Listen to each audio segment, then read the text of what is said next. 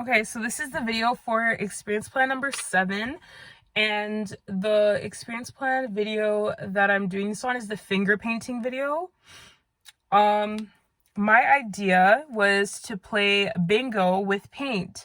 So I would get bingo cards for children using numbers, and put them in Ziploc bags, and then get different paints for the children to use their fingers and then mark the spots of the numbers that I call in the game. So it's a regular game of bingo, just using their fingers and paint. So instead of the little sticker marker things.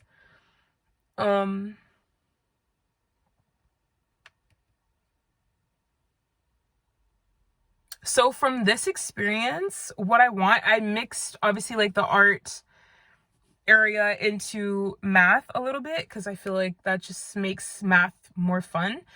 So what I want them to learn from this experience is to improve their number skills, including number recognition, develop their social skills, enhance cognitive function, develop knowledge of specific topics, like playing a game like bingo. It's a very specific game. It's not one of those games where it's like you have options. It's kind of like, this is the number, you mark the number and that's it, kind of thing, right? So I wanted to speak about how I could modify it. So how I could modify this game, I feel like I only wrote one example, but I feel like there's a number of ways that I can modify it. So instead of using paint, I could use other materials. We could do it's still, it doesn't exactly relate specifically to the video the way I would modify it, kind of in some of the ways, but this way that I was about to explain is, instead of using paint, we could use the stamp markers that they use in like the original game of bingo, or we could use little counters, those little small round like flat plastic circles. That's what I used to use when I was younger for playing bingo in school. I remember that. If the number cards are a little bit hard because the numbers might be too big, I can find ones that only go up to 20 or 30, because depending on the age of the children, of course, like they're not going to know how to count all the way up to 100 if they're really young, right?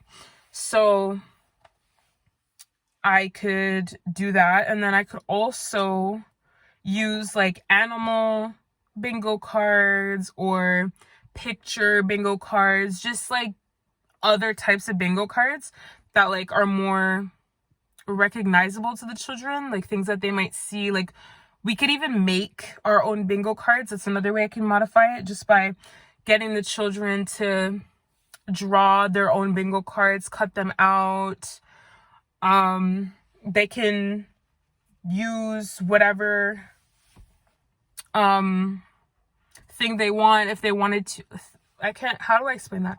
They can use whatever type of bingo card they want to make. Like if they wanted to make a number one, then they can make a number one. If they wanted to do an animal one, they could do an animal one.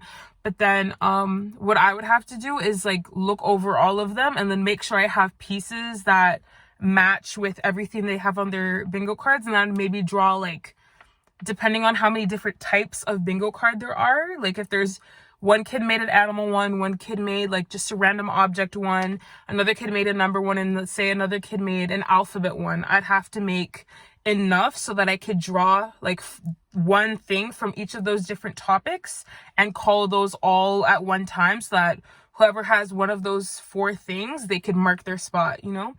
So yeah, that's another way I can modify it for them.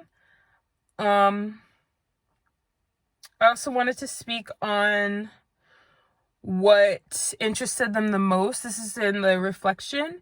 So I think the fact that bingo was a game of chance and you don't really know who's gonna win, and it's a very intriguing game. It keeps you on the edge of your seat. Like, you're just wondering, like, okay, if you're, let's say we're playing with numbers, it's like, okay, what number they're gonna call next? Like, am I gonna have the number? And then when you have the number, it's like an experience of excitement. If you don't have the number, it's like, okay, like, well, what is the next number? Like, you know, you want to win. So I feel like this game would be fun and interesting for them to know, like, what's gonna happen next, kind of thing. Keep them, it's suspenseful, that's the word I'm looking for. Like, it's a game of suspense. You don't know what's gonna happen next, and everyone wants to win. So I feel like that would be fun for them. And then something else I wanted to speak on was how I would support children with varying abilities.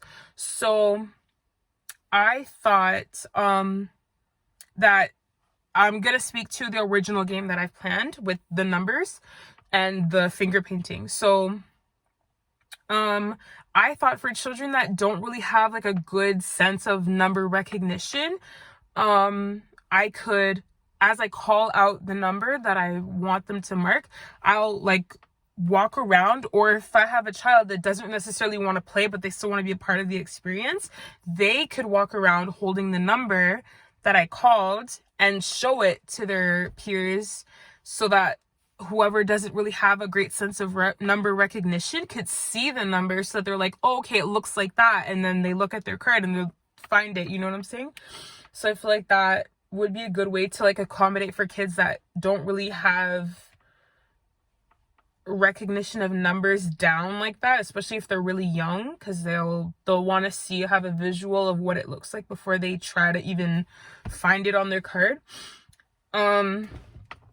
And then I feel like that will also like help them to feel more confident. Like, they see it and then they'll remember it and they'll be like, okay, I know now what 15 is supposed to look like, for example. You know what I'm saying? I know what the number 15 looks like. I remember that. So now next time I hear 15 and I'm doing something that involves numbers, or if somebody just says the number 15, like, I'll know exactly what that number is and how it looks like and what I should be looking for if I hear it. So I feel like that's going to help the children out a lot doing it that way. And that concludes my explanation for experience plan number 7.